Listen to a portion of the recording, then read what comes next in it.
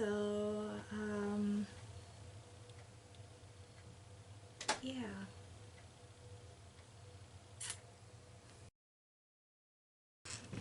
Hey folks, my name is Jen, and I am back again today to do another book haul.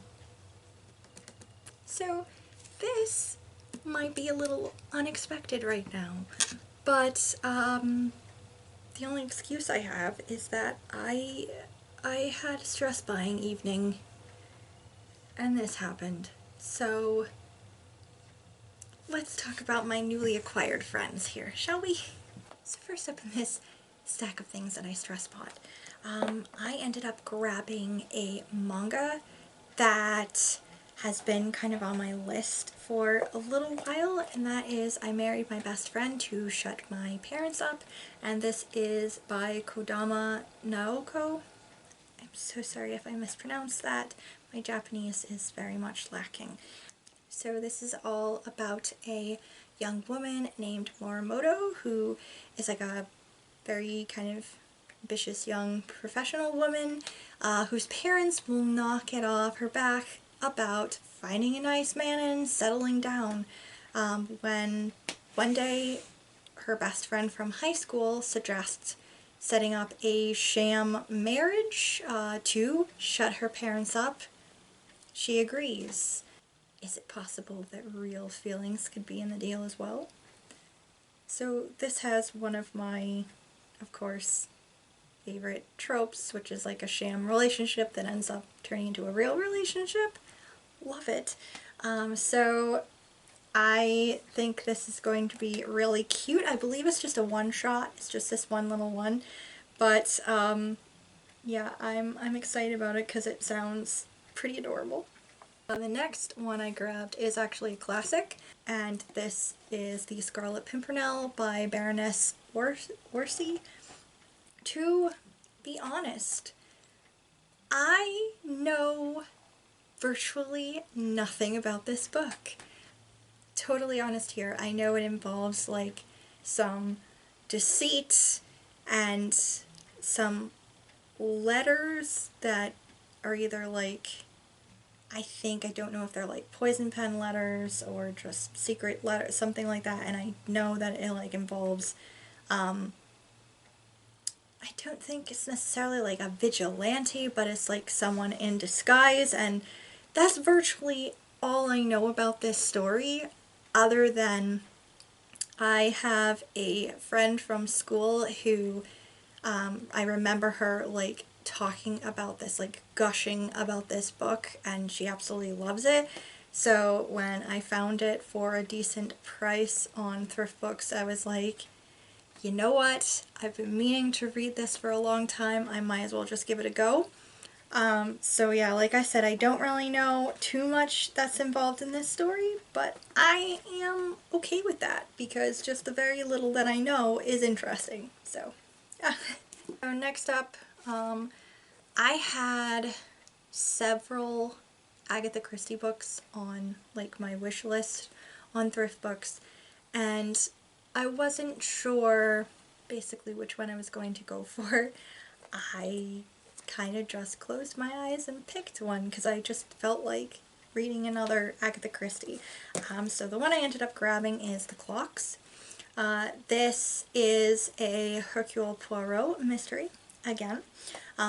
Basically, someone has been murdered and their body is surrounded by like a whole collection of clocks, and there's like a very eclectic group of witnesses to the crime, and Poirot has to figure out like what's the meaning behind the clocks, what's going on. Sounds different and interesting. The next one I grabbed, I can't remember honestly if I saw it recommended on BookTube yet, but I have seen it a couple of times recommended on Goodreads. It is a historical fiction mystery, and that is Dead Girls, and this is by Nikisa Afia. Yes, Afia. Basically, this is set during the Harlem Renaissance in the 1920s. and it involves this young woman who went through a traumatic experience several years ago and now kind of spends her days kind of working at this cafe and also hanging out at this speakeasy in the evenings because it is during the 20s, so prohibition and everything. But recently a bunch of young black women have been turning up murdered, and after she ends up getting arrested, she's given an ultimatum to either go to jail or help investigate the crime. So this is fascinating because, one, part of history that I haven't read too much about, two, diverse cast, three, detectives, four, there's a serial killer. So I am pretty jazzed. Huh? Jazz age? Get it? I'm pretty jazzed about this book. Yeah. Next book I grabbed is also kind of like historical fiction. I think I'm not 100% sure what to fully classify it as because I have heard people say it's historical fiction. I have heard people say, yeah, it's historical fiction, but it's more like a fantasy. So not entirely sure, but what I do know is that I have heard this be recommended so many times on Goodreads and BookTube, and also seen it on Bookstagram. So I decided to finally pick up a copy. That is The Underground Railroad by Colson Whitehead. And this involves like a, not really I guess fantastical, so maybe it is kind of in the realm of fantasy. Like, the Underground Railroad isn't just a metaphor. Like, the people along the way aren't just called conductors. The ones who are helping, like, the stations aren't just like attics and basements and cellars where people are like hiding.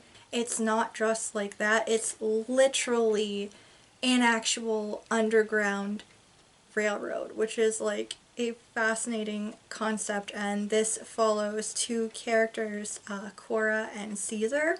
It sounds like it is following them on their flight northward. So this also sounds fascinating. I really like it when people kind of turn historical fiction on its head.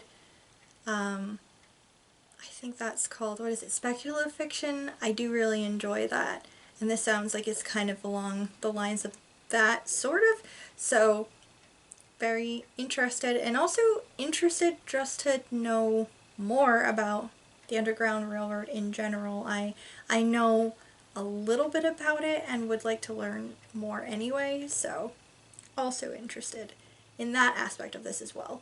Then I guess I'm gonna show my my nerd card here a little bit, but I ended up grabbing a couple of books by Thomas Paine. One is The Rights of Man and the other is Common Sense. Thomas Paine was a fairly influential writer and reformer back in the day, during like the Revolutionary War. I honestly have never read The Rights of Man. I know that this one is basically kind of talking about democracy, equality, supporting different like projects for people and things of that sort. So I have never read this one, so I'm fascinated to read this. And then the other is, I think, one of his most famous pamphlets that was given out during the Revolutionary War, and it is Common Sense. I did read this back in like, I think it must have been 8th grade. When I was in junior high, I really didn't like history. In 8th grade, I had a really terrible teacher that made me just hate history and hate school in general. But then we ended up having a substitute teacher for the rest of the year, and she changed my mind about it entirely. She made me actually love learning about history, and I ended up just voraciously reading about it. I used to sit in study hall and read through the old textbooks in the classroom, and I would read ahead and learn about all different kinds of stuff. And I was especially fascinated by the Revolutionary War, which is how I read the entirety of this at the time, and also why I kind of had the preamble to the Constitution memorized at one point. As you can tell, I was definitely one of the most popular kids in my school, right? But yeah, anyway, I just remember like loving that whole time period. I wouldn't say like loving it, but definitely being like very fascinated with it. And I do remember loving Thomas Paine's writing, and I do know that his writing was something that his pamphlets were kind of handed out to the soldiers that Washington was commanding at the time, and kind of helped rally them, because at the time a lot of them were just upset with the conditions. They were not trained soldiers, so they were terrified of battle and everything, and I know that like his words kind of helped rally them and be like, no, you need to fight and you need to kick them, the British, out, because like, hello, you can't live in these conditions. So yeah, basically, yeah, I don't know. I've also read more about Thomas Paine as a person in general, and he seemed like he was a very interesting person from history who unfortunately did not have a very happy end, really. I believe he was like excommunicated, and there was just a whole bunch of bullshit because he spoke his mind and kind of criticized people who are acting shitty, which, you know, people don't like it when you tell them they're acting shitty. So anyway, yeah, I ended up grabbing both of these because I've been meaning to reread this and read more of his works anyway, so yeah, I gave in, was like, yeah, fuck it, let's read some Thomas Paine, shall we? Another piece of nonfiction that I ended up picking up is Homework, a memoir of my Hollywood years. This is by Julie Andrews, who I'm sure you know from like Mary Poppins and Sound of Music, or as Mia Thermopolis' grandma from Princess Diaries movie. Like, she is a queen, sometimes literally on the screen. And yeah, when I found out that she has this memoir, in fact, I believe she has more than one memoir, I definitely wanted to read it. I seem to be on a kick of like collecting memoirs of celebrities I'm particularly fascinated with, so I guess here we are. Here's another one.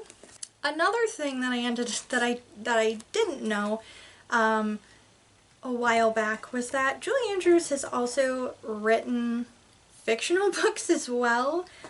She has several books she's written, usually going by Julie Andrews Edwards, which is technically her married name. So I grabbed one of those. This is called Mandy, and it is about a little girl who is an orphan. She lives in an orphanage, and she's just very tired of sharing everything with all of these kids. She wants her own space. She wants places to just be by herself. And so she one day so she kind of runs away from the orphanage and finds a nearby abandoned cottage and decides to move into it. So I'm just super into like kids moving to the country, or kids going off on their own and having adventure fiction. I guess that's a genre that I'm super into lately. I mean, I always liked those kind of stories growing up, but I'm like finding that I still have a love for these certain types of tales even now, so that's fun. Look, there's more updated picture of her on it, but yeah. Then I grabbed a book that has been on my, like, not my TBR, but like my ultimate TBR list for a very long time, and that is A Mango Shaped Space. This is by Wendy Moss, and this is about a girl who has kind of a different ability. She knows that sounds, numbers, and words have certain colors. She finds that she actually has synesthesia. So this is about her, like, trying to accept herself and her particular gift. It's very, like, fascinating. There are different, like, types of it. I can't, like, name all of them, but I believe that there's, like, at least 4 or 5 different types, and some of it involves the words and numbers and sounds having different colors. Sometimes people have a certain type that I believe it's like certain words or sounds have like a taste. I believe it's very fascinating, and it's just one of those things that I'm very interested in and am interested in learning more about. So when I found out like a long time ago that this book existed, I definitely wanted to read it. And then another book that I grabbed is Saving Fish from Drowning by Amy Tan. So one of my like ultimate reading goals is to read all the books written by certain authors, and one of those authors is Amy Tan. This is another book in my stack here that I honestly don't know too much about. I know that it involves a tour group, and I know that it involves ghosts. That's pretty much all I know, and honestly, I'm kind of okay with that being the only thing that I know, because I find that Amy Tan's work is even more interesting if you just kind of figure out what's going on as you go along in the story. But yeah. Actually, the last couple that I have right here are both fantasy. One is Gods of Jade and Shadow. This is by Silvia Moreno Garcia. This is one that I've seen recommended a lot on BookTube, and has been on my list for a while, so I was glad to grab a copy of this as well. And this is also, I guess, set during like a historical period. It is set during the Jazz Age, and it involves this young woman named, I think it's Cassiopeia? Yes, I love that as a name, by the way. Love it. A young woman named Cassiopeia and a death god embarking on like this fantastical journey, and it's all based on like Mayan folklore, and I'm just very jazzed about that. Like the time period and the folklore aspect, it sounds super cool. And the last book that I grabbed is The Red Pyramid by Riordan. This is the first book in the Kane Chronicles. I almost got all 3, but then I was like, well, what if I don't like it? I should control myself, so I just grabbed the first one. This is, I'm sure everyone knows already, but this is about a brother and sister, Carter and... Nope. Yes. It's good. Carter and Sadie Kane. Their mom has died, and their dad's like this famous Egyptologist. But the kids have been split up since their mother died. Carter stays with his dad, going around the world on like digs and things like that, and Sadie is kind of stuck living with their grandparents in London and not really having the opportunity to go anywhere or really do stuff, and each kind of wishes they had what the other one has. Carter would like stability, and Sadie wants to spend more time with their dad. And their father ends up going missing after kind of summoning something at the British Museum, and Carter and Sadie soon realize that the ancient Egyptian gods are still kind of wandering around this plane. So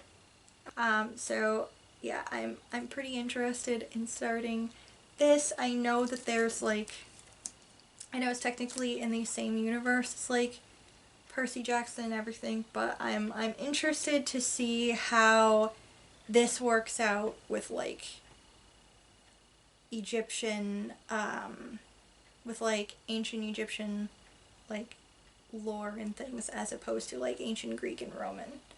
So yeah, so that is it. These are the books that I got because I have a problem.